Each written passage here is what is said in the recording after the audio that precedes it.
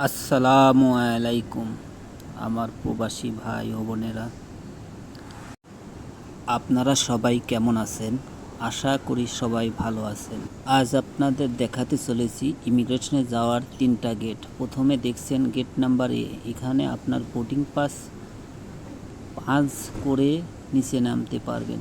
দ্বিতীয় গেট হচ্ছে gate number B.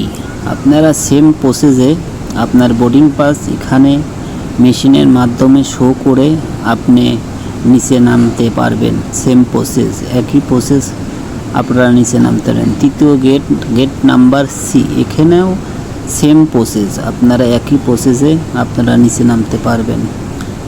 আপনারা না বুঝলে এয়ারপোর্ট কর্তৃপক্ষ আছে, এদের সহায়তা নিতে পারবেন। গেটে পুলিশ থাকে, তাদেরও সহায়তা নিতে পারেন। ধন্যবাদ সবাইকে।